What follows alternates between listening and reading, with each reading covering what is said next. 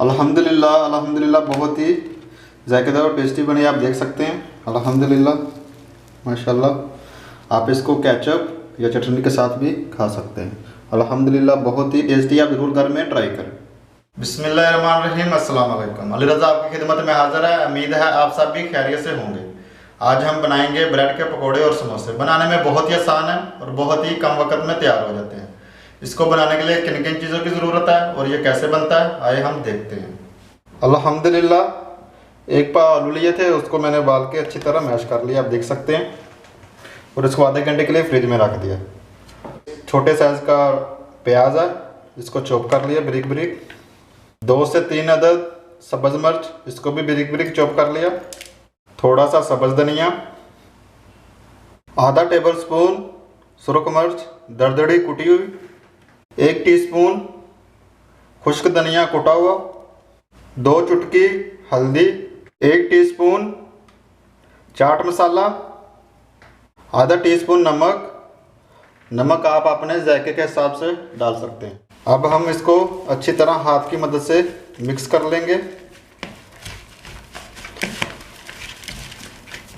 अल्हम्दुलिल्लाह इसको अच्छी तरह मिक्स कर लिया है।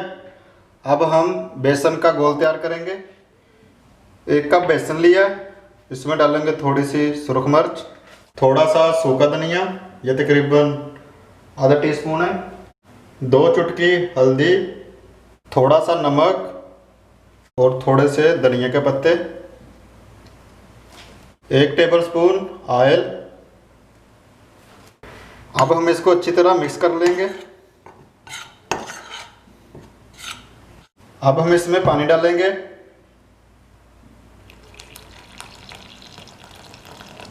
पानी आपने थोड़ा थोड़ा शामिल करना है। एक दफ़ा इसको चम्मच की मदद से मिक्स कर लेंगे और उसको मज़ीद मिक्स कर लेंगे। पानी आप थोड़ा थोड़ा करके डालें और पानी डाल लेंगे। हम इसको लिक्विड टाइप तैयार कर लेंगे। अब हम इसको हाथ की मदद से मिक्स कर लेंगे ताकि बेसन में जो गुठलियाँ हैं वो भी साथ में मिक्स हो जाए। अल्हम्दुलिल्लाह बेसन का घोल अच्छी तरह तैयार कर लिया। ये देखें, ना ज़्यादा पतला हो और ना ही ज़्यादा गाढ़ा हो। अब हम ब्रेड तैयार करेंगे।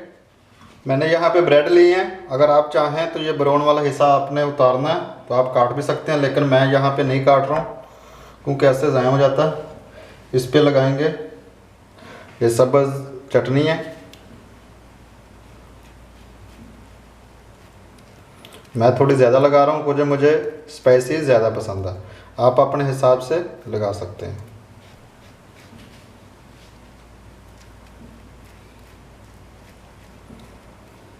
इसी तरह हम दूसरी स्लाइस पे भी लगा लेंगे। अब हम इस पर ये आलू का मसाला ये लगा देंगे, अच्छी तरह ऊपर फैला देंगे ताकि सारी पर थोड़ा थोड़ा लग जाए। अल्हम्दुलिल्लाह इसको अच्छी तरह आलू का मसाला लगा के स्प्रेड कर लिया। अब इसके ऊपर दूसरी स्लाइस रखेंगे और हल्का सा पुश करेंगे। अब हम इसको समोसा शक्ल में काट कर लेंगे। बिस्मिल्लाह।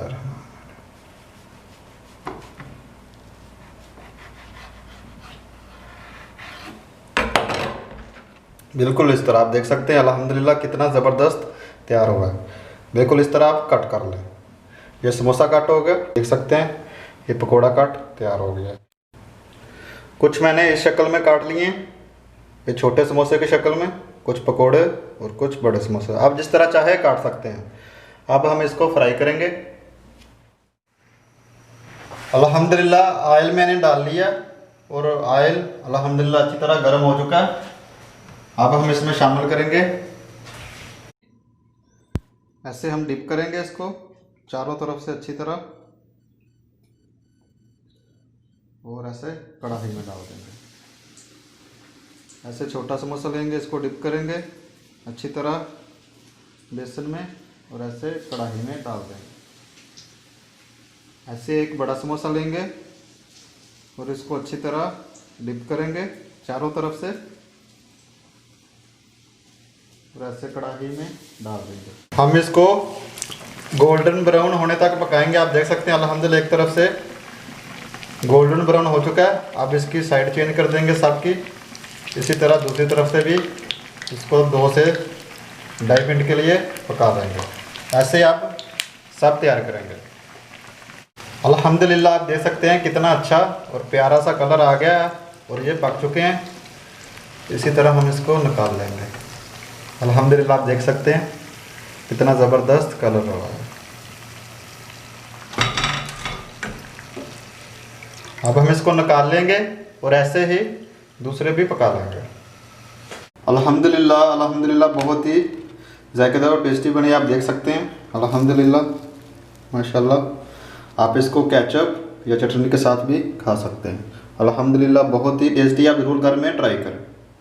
ब्रेड पकोड़े और समोसे की रेसिपी आपको कैसी लगी कमेंट में ज़रूर बताइएगा। अगर आप मेरे चैनल पे नए हैं तो काइंडली मेरे चैनल को सब्सक्राइब कर लें और बेल आइकन को प्रेस करना ना भूलें ताकि मेरी नई आने वाली वीडियो आपको बर वक्त मिलती रहे। इसके साथ ही मुझको दीजिए इजाज़त। खुश रहें, आबाद रहें, अपना और अपने प्यारों का ख्याल रखें और मुझे दुआ में याद रखिएगा। अल्लाह हाफ़िज़।